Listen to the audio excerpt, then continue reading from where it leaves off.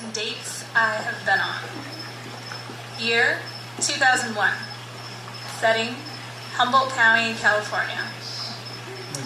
I meet one of those nice guys who wears his hair in twin braids and lives in the abandoned dentist's office and stays up all night writing raps on his typewriter about the desecration of Mother Earth.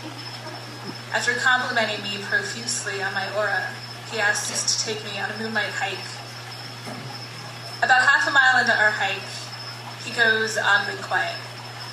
We're holding hands, and his hand starts to twitch.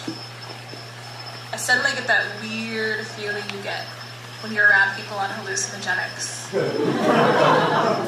And then, boom, he is down on the ground, flailing and twitching wildly, all 6'5" of him.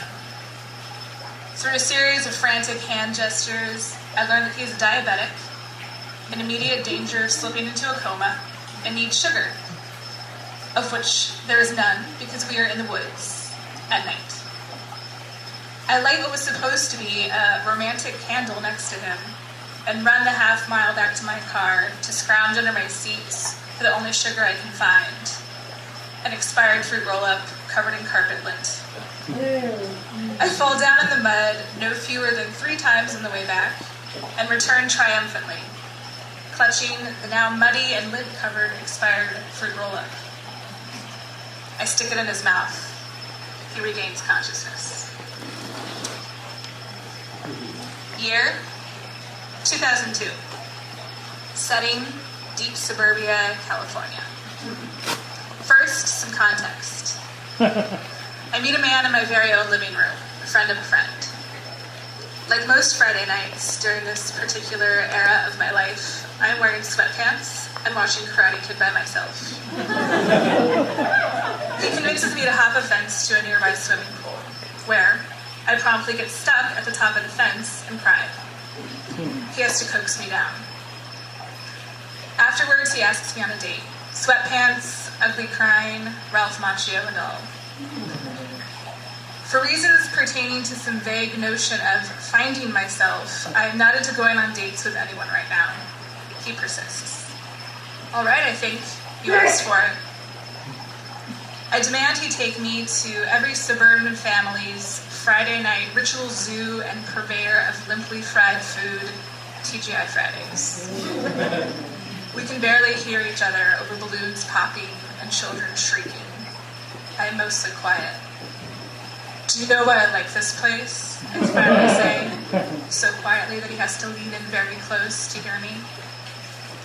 I like this place because they have bottomless baskets of French fries. I like to come here alone, order a basket of fries, and read the New York Times. That's what I do for fun. I sit back, arms crossed. He stares at me. You're so real. We moved to New Orleans together 2 weeks later. Get it.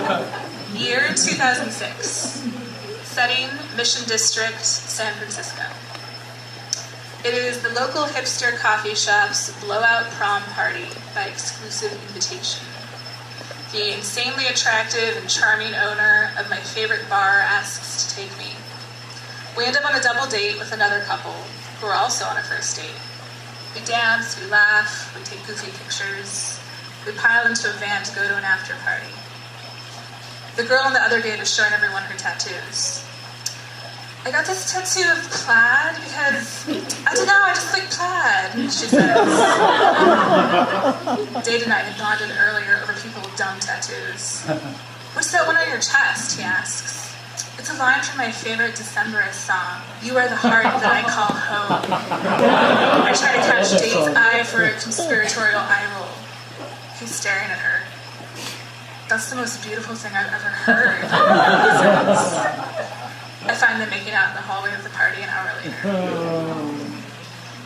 Year, 2007. Setting, pirate ship, San Francisco. A somewhat well-known drummer from a local band sends me a message on a now too embarrassing to admit social network. He's seen me at the bar, he's seen my MySpace profile that one of my interests is train whistles in the night. Would I like to go with him to this pirate ship docked in the bay that holds sea shanty sing-alongs, where we bring our own mugs and they ladle out hot apple cider? Maybe a picnic first? Yes. Cutest date idea ever. So, we have a picnic. We drink a bottle of wine. Correction, I take a sip. He drinks the rest. We laugh, we frolic. Suddenly his band and entourage show up. One friend, his best friend, she will have me know, starts to bogart our date. We move to the pirate ship. Date is very, very drunk. The sea shantiers are very, very serious. Date is sitting next to best friend with his head slumped on her shoulder. He is slurring, shouting, singing off key. Someone throws a paper cup at him. A little boy asks his father, "Is that man a pirate?" The father replies, "Son, that man's a drunk." We are kicked out. Best friend turns to me. "Do we need to give you a ride home?" she asks. We walk back to Date's car and realize he is too drunk to drive and that the car is a stick shift. Best friend and I do not drive stick shift. So we hail a taxi van. In the first row of the van sit myself and Date. Date's head is nestled on my shoulder.